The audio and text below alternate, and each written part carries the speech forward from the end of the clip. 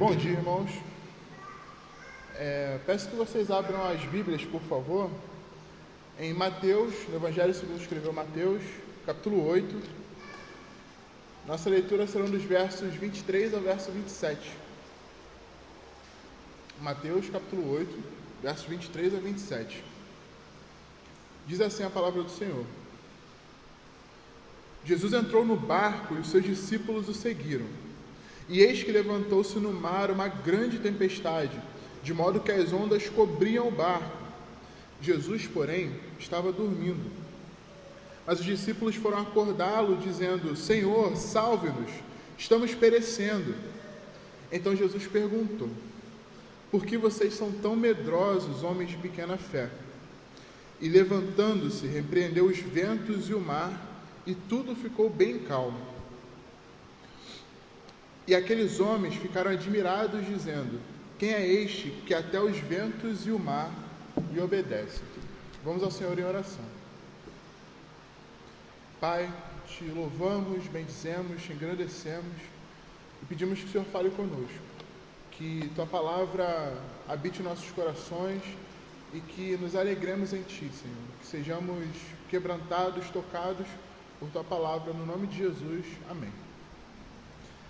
Essa é uma pequena reflexão, não espero tomar mais que 10 minutos ou 15 minutos do tempo de vocês. E aqui nós temos uma passagem bem conhecida até, que trata, é uma daquelas passagens que retratam o ministério profético de Jesus, o que é muito propício para o tempo em que vivemos. Nesse ministério onde Jesus faz curas, faz milagres, restaura pessoas, expulsa demônios. Aqui nós temos, nesse texto de Mateus, o primeiro dos chamados milagres da natureza, onde Jesus não cura pessoas especificamente, mas demonstra o seu poder na sua criação de forma mais abrangente. Aqui nós veremos, antes de tudo, como esse texto, essa pequena passagem, ela retrata a dinâmica do discipulado antes de falar sobre o milagre em si. No verso 23, diz que Jesus entrou no barco e os seus discípulos o seguiram. Bem, essa passagem é muito retratada e nós temos nós temos músicas, por exemplo, que falam sobre Jesus estar no meu barquinho, Jesus estar no meu barco. Eu vou atravessar o rio e Jesus vai comigo. Mas o texto mostra para a gente uma dinâmica completamente diferente. Nós temos isso nos evangelhos sinóticos. Esse texto está em Mateus, em Marcos e em Lucas. E em cada um deles fica muito claro e muito explícito que não foram os discípulos que chamaram Jesus para o seu barco. Foi Jesus que decidiu passar de um lado a outro do rio e seus discípulos foram com ele. Bem, como vocês sabem, a gente vai passar pela tempestade, a gente ainda vai chegar lá. Mas observando isso, nós vemos como a dinâmica do discipulado é colocada aqui. O Mestre, Jesus Cristo, decide ir, e os seus discípulos vão após ele. Interessante a gente observar que no próprio capítulo 8, os versos que se seguem antes, do verso 18 ao verso 22, Jesus está falando com pessoas que gostariam de ser seus discípulos, que gostariam de vir após ele, que gostariam de segui-lo. E ele está falando: olha, larga tudo e me segue, deixa os mortos enterrarem seus mortos e venham comigo. E logo após nós temos isso na prática. Jesus deixa de falar às pessoas que estão ouvindo a sua pregação, decide ir para outro lado e seus discípulos o acompanham e não o contrário. Bem, essa dinâmica do discipulado, ela fica muito evidente, óbvio, com Jesus Cristo. Nós somos, antes de tudo, discípulos de Jesus Cristo, mas até mesmo nas nossas caminhadas pessoais. Eu sou discipulado pelo André há cerca de 6 a 7 anos, embora eu conheça há mais tempo. E nesses 6 a 7 anos, caminhando com ele, andando com ele, compartilhando da vida dele, de momentos da vida, eu posso dizer que já passei por algumas situações inusitadas. Lembro de ter ido pregar com ele, quando a gente saiu, tinha uma enchente na altura da cintura, acho que a Doninha estava comigo nessa. Então, quando nós estamos seguindo pessoas, nós estamos no caminho com outra pessoa, o que acontece na vida dessa pessoa afeta a gente também. Enquanto eu falo isso, eu posso, por exemplo, lembrar do Caio me ajudando com diversas situações na minha casa, com diversas situações adversas. seja no excesso de água nas enchentes ou na falta de água quando a SEDAI não manda. E o Caio estava lá me ajudando, seja secando água ou pegando água. O discipulado tem dessas situações. E aqui nesse texto, os discípulos que largaram tudo para seguir a Jesus estavam exatamente assim. Eles estavam seguindo Jesus Cristo no barco quando uma grande tempestade se abate sobre eles. O texto vai nos dizer, do verso 24, no verso 24 e 25, vai dizer que eis que se levantou no mar uma grande tempestade, de modo que as ondas cobriam o barco. Jesus, porém, estava dormindo. Mas os discípulos foram acordá-lo, dizendo: Senhor, salve-nos, estamos perecendo. É interessante porque grande parte dos discípulos de Jesus eram pescadores, eram homens do mar. Muito provavelmente eles saberiam, até porque eles não tinham previsão no Google ou coisa do tipo, eles saberiam quando uma tempestade se formaria, saberiam quanto tempo ficava propício para atravessar o rio ou não. Ou seja, se eles estivessem seguindo aquilo que achavam, se eles estivessem seguindo o rumo de suas vidas, talvez eles tivessem a opção de, olha, o tempo não está tão bom assim, de repente seja melhor ficar em casa, de repente não seja o tempo propício para pescar hoje. Mas quando se está seguindo a Cristo, quando se caminha com Ele na trilha do discipulado, não se tem escolha. Independente do tempo, independente da possível circunstância adversa, nós estamos seguindo a Cristo e vamos com Ele para onde Ele for. Isso talvez nos coloque em situações complicadas. Bom, esses homens viam as ondas encobrindo o mar. Esses homens viam as ondas encobrindo a embarcação onde eles estavam. A Bíblia não fala se era uma embarcação grande ou pequena. A questão é que eles estavam com problemas. Mas, e principalmente, na verdade, o que a situação nos mostra é que eles estavam com Cristo.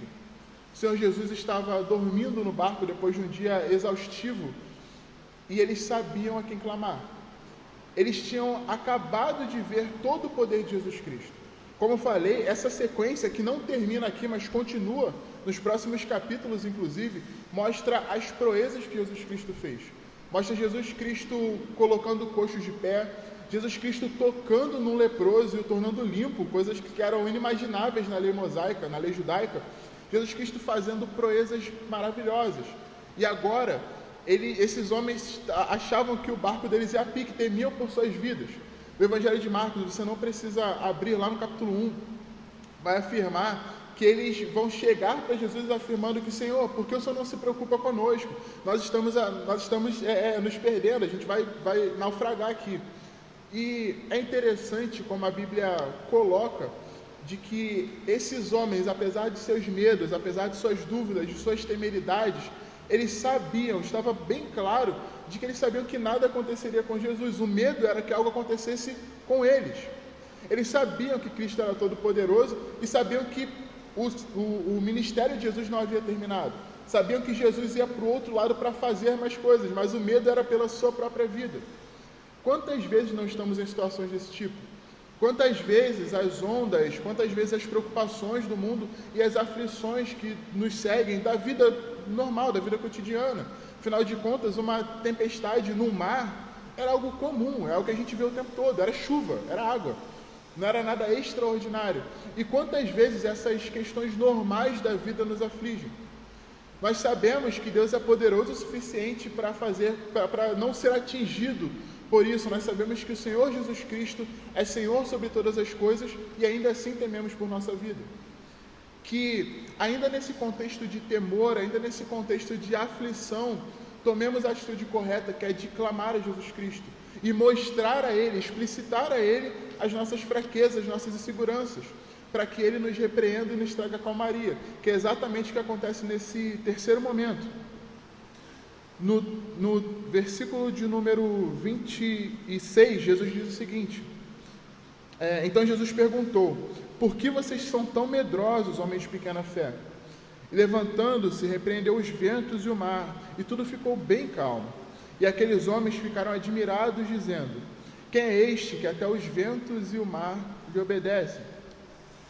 Aqui no último ponto, nós vemos como Cristo controla toda a situação. O Senhor é poderoso. Nós, em nosso medo, achamos que vamos naufragar, achamos que vamos nos perder, achamos que aquilo que nos cerca pode ser suficiente para nos matar, para acabar com a nossa vida. Mas o Senhor Jesus nos dá a segurança que precisamos. O Senhor Jesus mostra que toda a criação, tudo aquilo que acontece ao nosso redor está sob o controle dele. E que nós não esqueçamos, principalmente, que a história é diferente e que nós não vamos submergir, nós não vamos a pique por conta daquilo que nos cerca, dos nossos problemas, das nossas situações, que nós não vamos sucumbir diante dessas questões, não porque nós temos um Deus poderoso que pode fazer milagres apenas. Nós não vamos sucumbir porque somos discípulos de Jesus e porque estamos o seguindo. O Senhor está conosco. O Senhor, além de estar conosco, nos guia. O Senhor diz para onde nós iremos. E pelo fato de largarmos tudo, pelo fato de estarmos com Ele, temos a segurança de que chegaremos bem. Não apenas tendo êxito naquilo a qual nos propomos, mas chegaremos bem aonde o Senhor Jesus quer que nós vamos. A segurança da salvação, a segurança a certeza de que não iremos a pique, não é apenas para os problemas dessa vida, mas é uma certeza da nossa vida. Isso faz sentido, não porque nós vamos com o nosso barco para onde queremos e pedimos para que Jesus fique conosco, mas porque nós largamos as nossas redes e vamos com Ele para onde Ele quer que nós vamos.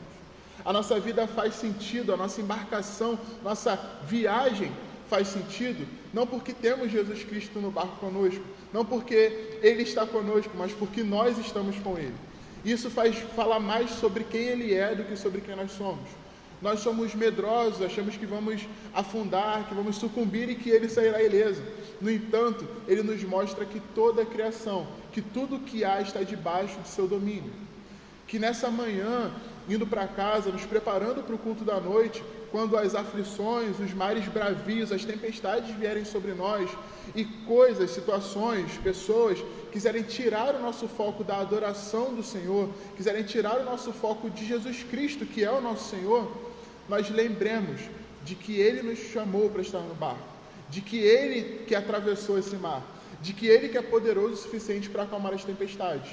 E quando o pânico, o medo, quando a aflição vier sobre o nosso coração, que ainda assim, reconhecendo que somos homens de pequena fé, que somos medrosos, corramos para o lugar certo, que é para Jesus Cristo, porque Ele certamente nos atenderá. Vamos ao Senhor em oração.